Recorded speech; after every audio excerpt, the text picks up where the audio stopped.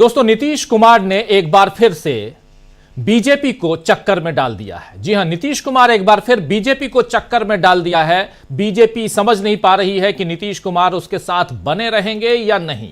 अब तक बिहार में नीतीश बीजेपी को उलझा रहे थे और इस बार उन्होंने मणिपुर में खेल कर दिया है। यानी अभी तक तो बीजेपी का खेल जो चल रहा था, यानी नीतीश कुमार का जो खेल चल रहा था बीजेपी के लिए उलझाने वाला, वो खेल बिहार में चल रहा था, लेकिन अब मणिपुर में खेल कर दिया है नीतीश बाबू ने। इधर राहुल गांधी भी अब बीजेपी को फिर से चुनौती देने के लिए मैदान में उतरे हुए हैं।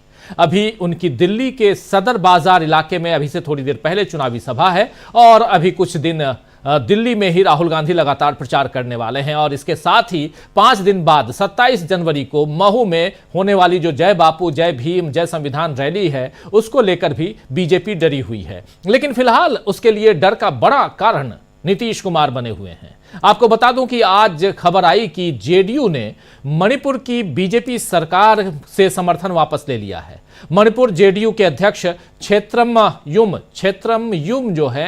युम बीरेन सिंह, जो चिट्ठी आप देखिए, बीरेन सिंह ने राज्यपाल अजय कुमार भल्ला को खत लिखकर दावा किया कि जेडीयू भाजपा सरकार से अपना समर्थन वापस लेने की बात दोहरा रही है और पार्टी के एकमात्र विधायक मोहम्मद अब्दुल नासिर विपक्ष की बेंच पर बैठेंगे। लेकिन बाद में इस खबर का न केवल खंडन आया, बल्कि जेडीयू ने क्षेत्रम युम बीरेन सिंह को अनुशासनहीनता के लिए बर्खास्त ही कर दिया। यानी अब उन्हें बर्खास्त कर दिया गया वहां के जेडीयू अध्यक्ष को। अब जेडीयू कह रही है कि वो मणिपुर और केंद्र दोनों जगह बीजेपी के साथ है, लेकिन इसके बाद भी बीजेपी इस चिंता से मुक्त नहीं हो पा रही है कि नीतीश कुमार उसके साथ कोई खेला नहीं करेंगे। वहीं नीतीश कुमार भी समझ रहे हैं कि बीजेपी उनकी कुर्सी छीन सकती है। बिहार बीजेपी के अध्यक्ष दिलीप जायसवाल का एक वीडियो सामने आया है जिसमें उन्होंने नीतीश कुमार को उप मुख्यमंत्री कहा है। आरजेडी ने इस पर ट्वीट कर तंज भी कसा है। लेकिन आइए जरा सुन लेते हैं दिलीप जायसवाल ने कहा क्या था। आरजेडी के ट्वीट को भी समझेंगे, लेकिन तंज कसा है आरजेडी ने। दिलीप जायसवाल ने कहा क्या, जरा सुन लेते हैं, सुनाइए जरा। प्रधानमंत्री नरेंद्र मोदी जी और हमारे लोकप्रिय उप मुख्यमंत्री श्री नीतीश कुमार जी का जो डबल इंजन का सरकार है और साथ में जीतन राम मांझी जी, चिराग पासवान जी, उपेंद्र कुशवाहा जी, अब 5 पांडव हैं। महाभारत के 5 पांडव नीतीश कुमार जी और एनडीए की सरकार है और सामने में गौरव की सेना है जो अराजकता और वंशवाद परिवार।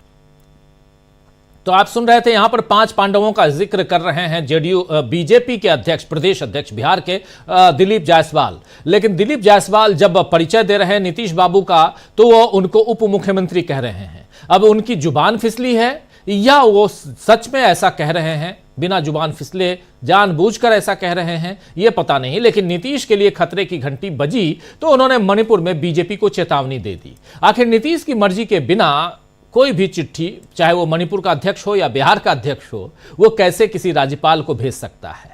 राज्यपाल को मणिपुर में जेडीयू का अध्यक्ष अगर चिट्ठी लिख के कह रहा है कि हम समर्थन वापस ले रहे हैं, तो ये छोटी मोटी बात नहीं हो सकती है।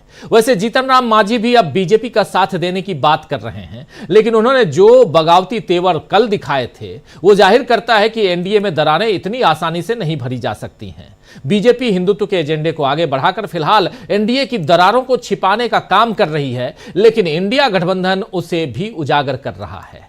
आज ही योगी कैबिनेट की बैठक प्रयागराज में हुई और यह भी मजेदार है दोस्तों। आज 22 तारीख है और इसी 22 तारीख को 22 जनवरी 2024 को राम मंदिर का उद्घाटन हुआ था और इसी 22 जनवरी के बारे में कह रहे थे मोहन भागवत कि सच्ची आजादी जो है वो 2024 के इसी 22 तारीख को मिली थी।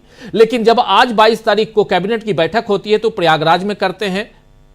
आखिर क्यों उसे अयोध्या में नहीं किया गया, यह भी एक बड़ा सवाल है। लेकिन खैर, योगी आदित्यनाथ समेत कई मंत्रियों ने आज संगम में डुबकी भी लगाई है इसी मौके पे। लेकिन अखिलेश यादव ने इस पर सवाल उठाए हैं। आइए अखिलेश यादव को सुनते हैं कि अखिलेश यादव ने क्या कुछ सवाल उठाए।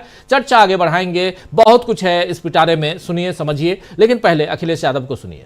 कुंभ और प्रयागराज वो स्थान नहीं है जहां पर राजनीति और राजनीतिक कार्यक्रम और फैसले लिए जाएं। कैबिनेट की बैठक हो रही है, कैबिनेट ही पॉलिटिकल है कल जो ज्वाइंट पार्लियामेंट और कुंभ के स्थान पर कैबिनेट करना ये पॉलिटिकल है और पॉलिटिकल संदेश देना चाहते हैं हम लोग। एक संदेश ये भी देना चाहते हैं कि अखिलेश जी कब वहां स्नान करेंगे। समाजवादी पार्टी के लोग मन से और आस्था है उनको, हम में से बहुत सारे लोग हैं जो गंगा स्नान कराए होंगे, उन्होंने तस्वीर भी नहीं डाली होगी कहीं भी, ना आपको बताया होगा। सर 31 को सेशन शुरू हो रहा है, उसमें वक्फ अमेंडमेंट को जो ज्वाइंट जेपीसी थी वो सामने रखेगी। कल भी लखनऊ में मीटिंग हुई है। भारतीय जनता पार्टी जहां उन्हें जमीन मिल जाए, और भारतीय जनता पार्टी को हम लोगों ने उत्तर प्रदेश में बहुत करीब से देखा है और लगातार उनके काम करने का तरीका देख रहे हैं। जिस तरीके से भारतीय जनता पार्टी सबसे बड़ी भूमाफिया बनकर के आई है, किसी जिले की आप रजिस्ट्रियां चेक कर लो, और अगर ये बात सही नहीं है तो मैं अपने पत्रकार साथियों से कहूंगा कि लखनऊ की जितनी भी रजिस्ट्रियां हुई हैं, अयोध्या जैसी धार्मिक धरती, प्रभु श्री राम की धरती, वहां की रजिस्ट्रियां चेक कर लें, गोंडा तक की चेक कर लें। सबसे ज्यादा आप भारतीय जनता पार्टी के लोगों को पाओगे ये वक्फ की जमीन को केवल कब्जा करना चाहते हैं, ये विवाद खत्म नहीं करना चाहते हैं, कोई झगड़ा नहीं खत्म करना चाहते। विवाद कैसे और बढ़े, कैसे लोगों को दबाया जाए, कैसे समाज में नफरत फैले, किस तरीके से नफरत का सहारा लेकर राजनीति कर सकें, उस रास्ते पे भारतीय जनता पार्टी चलती है। उसी के लिए समय समय पर वो कानून लाती है। सर दिल्ली जी कब जा रहे हैं चुनाव? तो सुन रहे थे आप यहां अखिलेश यादव को। अखिलेश यादव ने बीजेपी के इरादों को जनता के सामने उजागर कर दिया है दोस्तों कि कुंभ के बहाने हिंदू वोटों को बटोरने और धार्मिक कार्य की जगह राजनीति करने की चाल बीजेपी ने चली है। इधर राहुल गांधी और प्रियंका गांधी भी बीजेपी की संविधान विरोधी नीतियों और लोकतंत्र को कमजोर करने वाले फैसलों पर लगातार प्रहार कर रहे हैं। राहुल गांधी ने तो दिल्ली में इस बार जिस तरह मोर्चा खोला है उसमें कांग्रेस के दमदार प्रदर्शन का अनुमान लगाया जा रहा है। लेकिन इससे पहले जो उधर नीतीश बाबू की पार्टी ने मणिपुर में किया और उसके बाद यू टर्न लिया, उसके मायने भी समझेंगे। और क्या नीतीश बाबू अपना दमखम बिहार से लेकर मणिपुर तक ये सब कुछ दिखाने की कोशिश कर रहे हैं। इसी मसले पर जयराम रमेश कांग्रेस पार्टी के सांसद हैं और उन्होंने एक ट्वीट किया है। क्या कुछ कहा है जरा इसको देख लेते हैं और चर्चा आगे बढ़ाएंगे। जरा जयराम रमेश के ट्वीट को देखिए। ट्वीट में लिख रहे हैं जयराम रमेश कि आज जेडीयू ने मणिपुर में भाजपा सरकार से अपना समर्थन वापस ले लिया। कल इसने यूजीसी के नए नियमों का विरोध किया था जिसे मोदी सरकार सभी विश्वविद्यालयों में शीर्ष पदों पर होने वाली नियुक्तियों को नियंत्रित करने के लिए लाई है। क्या ये राजनीतिक जलवायु परिवर्तन के संकेत हैं?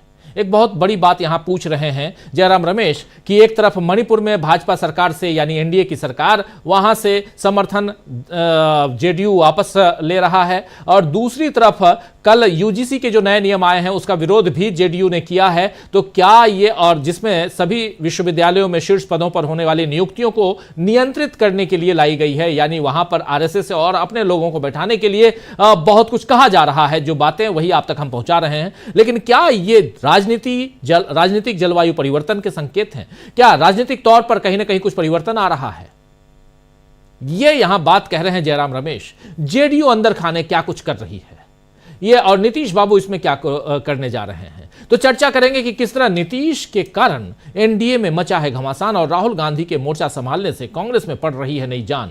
और चर्चा को आगे बढ़ाएं उससे पहले आपको दोस्तों यह भी बता दूं कि अभी से थोड़ी देर बाद राहुल गांधी इसी दिल्ली में एक जनसभा को संबोधित करने जा रहे हैं और वहां हमारे सहयोगी भी मौजूद हैं, उनसे भी हम आपको रूबरू करवाएंगे। वहां की गतिविधियां दिखाएंगे कि दिल्ली में जब राहुल गांधी पहुंच रहे हैं तो क्या चल रहा है, उससे पहले वहां का आलम क्या है, वहां के लोग जो हैं वो क्या कुछ कह रहे हैं कांग्रेस पार्टी के हिसाब से, और ये चुनाव, दिल्ली का चुनाव किस दिशा में जा रहा है, ये सब कुछ समझेंगे। लेकिन उससे पहले हमारे तमाम साथियों से आपका स्वागत